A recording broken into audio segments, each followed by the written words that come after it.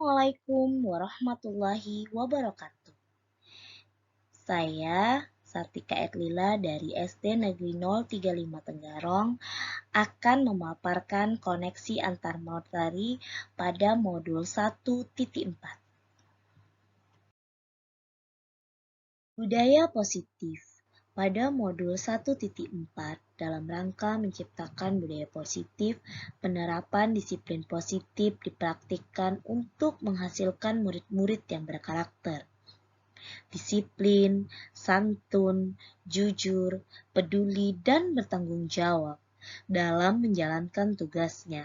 Seorang pemimpin hendaknya berjiwa kepemimpinan serta dapat mengembangkan sekolah dengan baik, yaitu dengan menciptakan lingkungan yang positif sehingga terwujud satu budaya positif.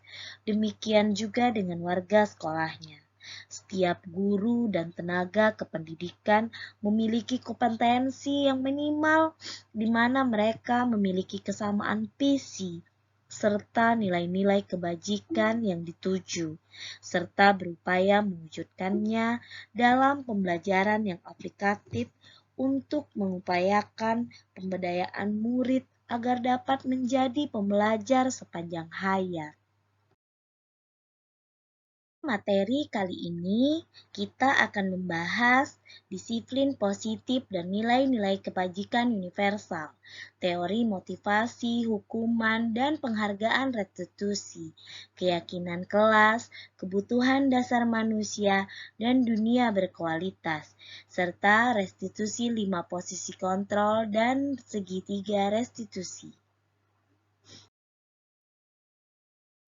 Positif dan nilai-nilai kebajikan universal. Nilai-nilai kebajikan adalah sifat-sifat positif pada manusia yang merupakan tujuan mulia yang ingin dicapai setiap individu. Seperti apa yang telah dikemukakan oleh Dr. William Glasser pada teori kontrol, menyatakan bahwa setiap perbuatan memiliki suatu tujuan dan Diana Gosen juga mengemukakan bahwa dengan mengaitkan nilai-nilai kebajikan yang diyakini seseorang, maka memotivasi intrinsiknya akan terbangun sehingga menggerakkan motivasi dari dalam untuk dapat mencapai tujuan mulia yang diinginkan. Motivasi, hukuman, dan penghargaan restitusi. Diana Gosen dalam bukunya Restraining School Discipline menyatakan ada 3 motivasi perilaku pada manusia. Pertama, untuk menghindari ketidaknyamanan atau hukuman. Ini adalah tingkat terendah daripada motivasi perilaku manusia. Sebenarnya mereka sedang menghindari permasalahan yang mungkin muncul dan berpengaruh pada mereka secara fisik, psikologis, maupun tidak terpenuhinya kebutuhan mereka bila mereka tidak melakukan tindakan tersebut. Motivasi ini bersifat eksternal. Yang kedua, untuk mendapatkan imbalan atau penghargaan dari orang lain. Satu tingkat di atas motivasi yang pertama. Di sini, orang berperilaku untuk mendapatkan imbalan atau penghargaan dari orang lain. Mereka melakukan sebuah tindakan untuk mendapatkan pujian dari orang lain yang menurut mereka penting dan mereka letakkan dalam dunia berkualitas mereka. Mereka juga melakukan sesuatu untuk mendapatkan hadiah, pengakuan, atau imbalan.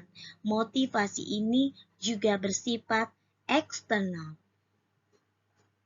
Yang ketiga, untuk menjadi orang yang mereka inginkan dan menghargai diri sendiri dengan nilai-nilai yang mereka percaya. Mereka melakukan sesuatu karena nilai-nilai yang mereka yakini dan hargai, dan mereka lakukan karena mereka ingin menjadi orang yang melakukan nilai-nilai yang mereka yakini tersebut. Ini adalah motivasi yang akan membuat seseorang memiliki disiplin positif, karena motivasi berperilakunya bersifat internal, bukan eksternal.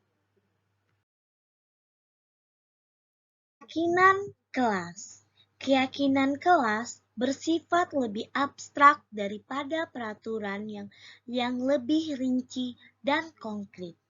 Keyakinan kelas juga berupa pernyataan-pernyataan universal.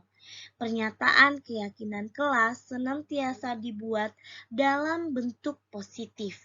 Keyakinan kelas hendaknya tidak terlalu banyak sehingga mudah diingat dan dipahami oleh semua warga kelas.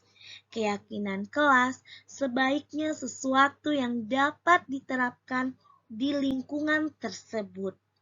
Semua warga kelas hendaknya ikut berkontribusi dalam pembuatan keyakinan kelas lewat kegiatan curah pendapat.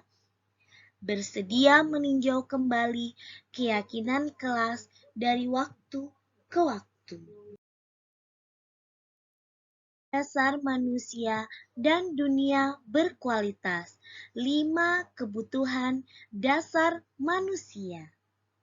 Yang pertama, bertahan hidup, di mana ketika bertahan hidup ingin memiliki cinta dan kasih sayang. Dan mereka juga menginginkan penguasaan serta kesenangan dan kebebasan.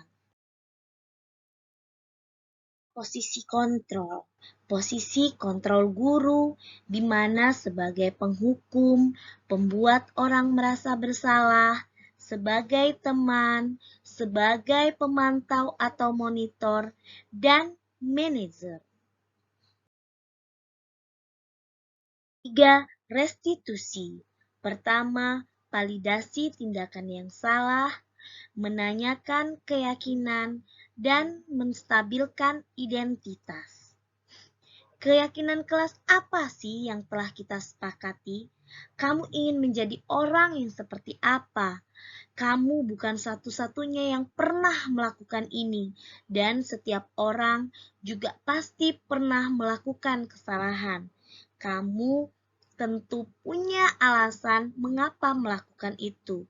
Adakah cara yang lebih efektif untuk mendapatkan apa yang kamu butuhkan? Terima kasih. Sekian pemaparan dan rangkuman serta refleksi diri saya pada koneksi antar materi modul 1.4.